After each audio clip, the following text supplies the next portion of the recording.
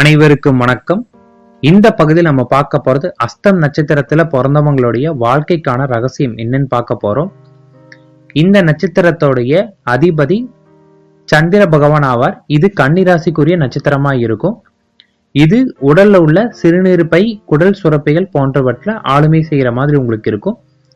இது ஒரு பெண் நட்சத்திரமா இருக்கும். இந்த நட்சத்திரத்துல பிறந்தவங்களுக்கு வைக்கக்கூடிய பெயரோட முதல் எழுத்து பூ, ஷா, நா, டா, கே. இதுல வைத்தா இவங்க வாழ்க்கை நன்றாக இருக்கும். அஸ்த நட்சத்திரத்துல பிறந்தவங்களுடைய குண அமைப்பு சந்திர பகவான் என்பதால ஒரு அழகான முக அமைப்போட இவங்க இருப்பாங்க. வசீகரமான உடல் தோற்றமும் இவங்களுக்கு இருக்கும்.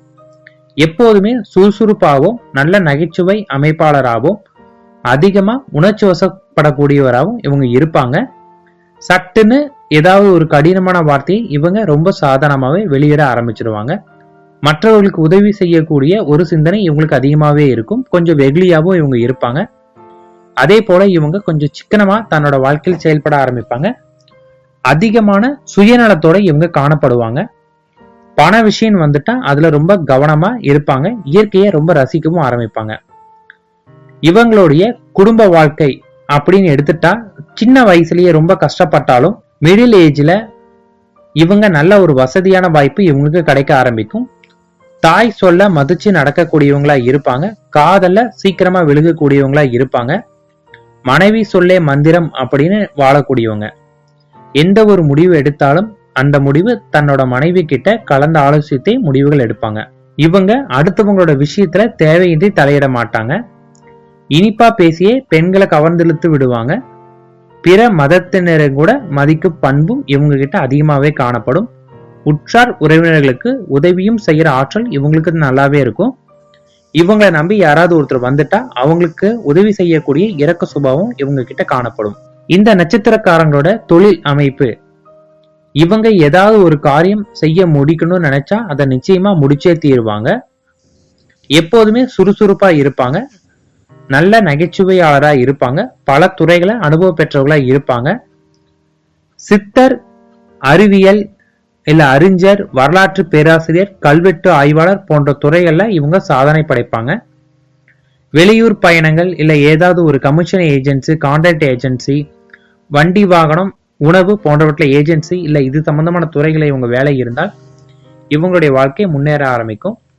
இசையில ஆர்வம் உடையவராகவும் இவங்க இருப்பாங்க. அதனால இவங்க வேலை செய்யற நேரத்துல எப்பயுமே பாடிக்கொண்டே இருப்பாங்க. இவங்களுடைய எதிரிகளை தோல்வியுற செய்வதில் இவங்க மிகவும் வல்லவர்களா இருப்பாங்க. எந்த துன்பம் வந்தாலும் அதை தடையின்றி உடைச்சு கொண்டு போய் முன்னேறிட்டே இருப்பாங்க. இவங்களுக்கு நெருக்கடி காலம் வரும்போது அடுத்தவங்க மேலே ஏறி சவாரி செஞ்சு முன்னேறவும் இவங்க தயங்க மாட்டாங்க. இவங்களுக்கு ஒரு கொள்கைன்னு இருந்துட்டா அதுல மனம் தராமல் ரொம்ப அழுத்தமா இருப்பாங்க. அதே போல ஒரு 6 மாசத்துக்கு ஒரு தடவை வேலையை மாத்திக்கிட்டே இருப்பாங்க. எந்த ஒரு உத்தியோகத்திலையும் நிரந்தரமா இருப்பாங்கன்னு சொல்ல முடியாது. அஸ்த நட்சத்திரத்துக்காரங்களுக்கு வரக்கூடிய நோய்கள் தண்ணி சம்பந்தப்பட்ட நோய்கள் அதிகமா இவங்களுக்கு வரும். தோல்வியாதி, கண்கள், மூக்குல பிரச்சனை, உடல்ல கெட்ட நீர் சேரக்கூடிய பிரச்சனைகள் இவங்களுக்கு வர ஆரம்பிக்கும். இவங்களுக்கு மருத்துவ செலவுகள் அடிக்கடி வந்துட்டே இருக்கும்.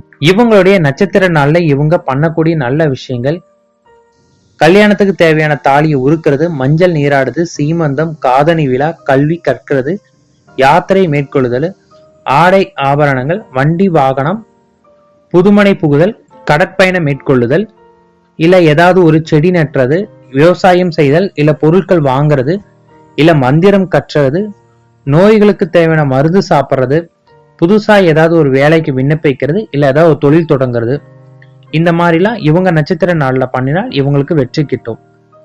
அஸ்த நட்சத்திரக்காரங்களோட வழிபாட்டு ஸ்தலங்கள் புவனகிரி, கடலூர் மாவட்டத்துல இருக்கு. இந்த கோவில்ல இவங்களோட நட்சத்திர நாள்ல வழிபட்டு வந்தோம்னா இவங்களுக்கு வெற்றி கிட்ட ஆரம்பிக்கும். மீனாட்சி அம்மனோட அருளும் இவங்களுக்கு கிடைக்க ஆரம்பிக்கும். இவங்களுக்கு பொருந்தாத நட்சத்திரங்கள் ரோகிணி, திருவாதிரை, சுவாதி, திருவோணம், சதயம் போன்ற நட்சத்திரக்காரங்களை இவங்க திருமணம் செய்யாமல் இருந்தால் இவங்கள் வாழ்க்கை ரொம்பவும் நல்லா இருக்கும்.